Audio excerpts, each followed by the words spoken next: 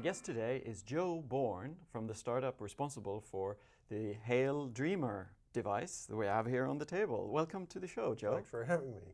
Could you tell us a bit about your startup? Yeah, so we're a hardware manufacturer, and we started up with the mission to provide accessories, particularly audio accessories for the kind of underserved Android segment.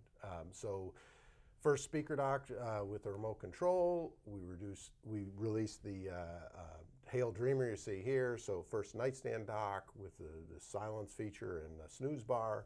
And we recently became Iowa USA. So lots of announcements coming up on that. Oh, great! Congratulations. So this is hardware. I can touch this as opposed to most of the startups. Well, certainly all the startups I worked at, and most of the startups I interview here are software-only plays. Hardware is hard, I've heard. Why do you do it? Well, two reasons. I mean, one, obviously, sometimes you need a sensor. You know, we need something to charge the phone, we need a speaker, sometimes you need a pedometer, whatever it might be. Less obvious is the fact that they're very well-established, mature sales channels that really do help you create awareness and sell your product. So, you know, all the brick and mortar that's established and you know, the online channels. So, I mean, you know, you may say, geez, if Fry's or wherever is very daunting with the amount of products on there, but it's nothing compared to the Google Play Store, for example, which is, you know, the shelves would be endless if you had a physical manifestation. So it does help you to create awareness and sell product. Oh, I see. Yeah, because I've seen this product on store shelves here in California. As you say, there are far fewer products on there. How do you become one of those relatively few products who get shelf space? Well, this has changed a lot over my career, and the good news is for the people, you know, watching your show is that it starts online and it starts in a very self-service environment. So virtually most of the major brick and mortars have online self-service areas. So Best Buy and Walmart and Sears and most notably Amazon, where you list the product yourself. You know, very similar to putting it on the Play Store with the description, and then you get in the flow of Amazon and all the search results so that, you know, now people looking at Amazon will see your product side by side with all the others. And, you know, it's the reviews and the sales history that kind of, you know, are all driven analytically and allow you to kind of rise up.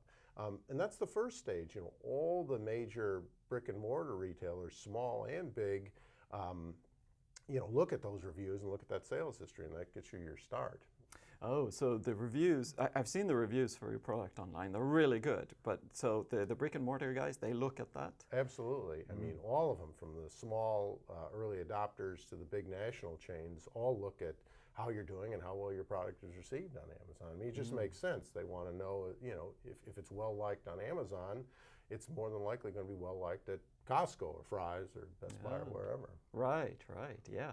So I could see that if you're Samsung or a big established hardware manufacturer like that, it's very easy to get into those meetings with Fry's Electronics and the other brick and mortar guys. How do you, as a relatively unknown startup, get those meetings? Yeah, well, it can be a challenge. Certainly you are an unknown startup, like you say. You've got a smaller line than the big established players.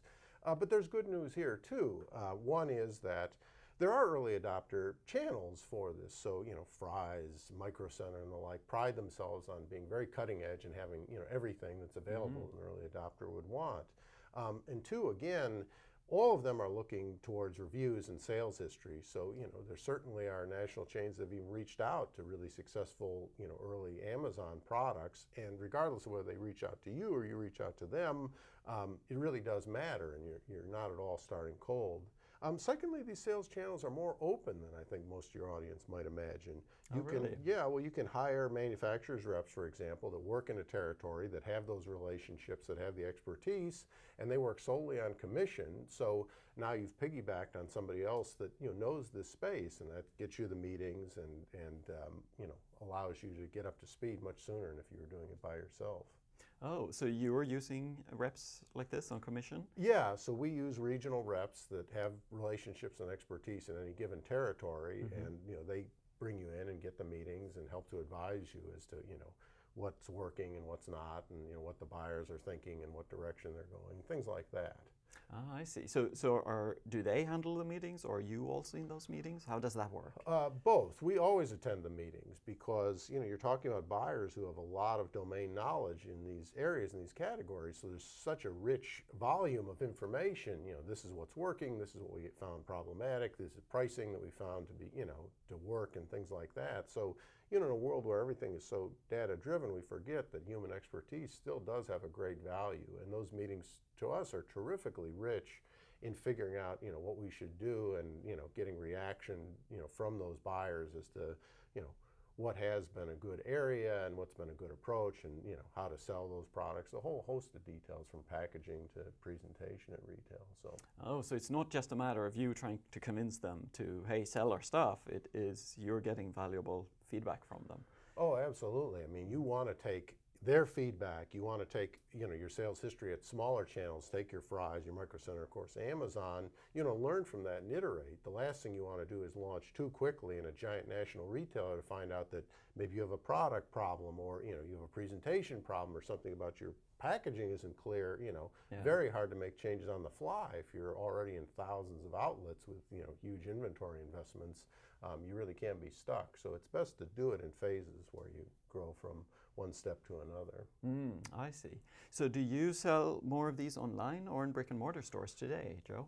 So today we're really just still getting out to brick and mortar, so we sell more online. And that's fairly typical. You start online, you start with these early adopter accounts, and then you grow to national retail, at which point, national retail tends to dwarf the sales of online. Now, for the first time, Amazon actually outsold Walmart on electronics, first time last year. But you've got to remember, Amazon has probably 100 times more products. So for any given product, if you get on the shelves at a national retailer, you're probably selling a lot more than you were on Amazon, generally speaking. Oh, I see. So you're seeing it as a 3-stage process then? Online, pioneering, offline, and then mainstream offline? Yeah, that's generally a good way to think of it, with the two kind of clustered. So, your Amazon, your Newegg, and, Fry's and Micro Center, those can be pretty early on. You're talking about some dozens of stores, so it's kind of easy to manage that inventory and that feedback, customer service, all that stuff.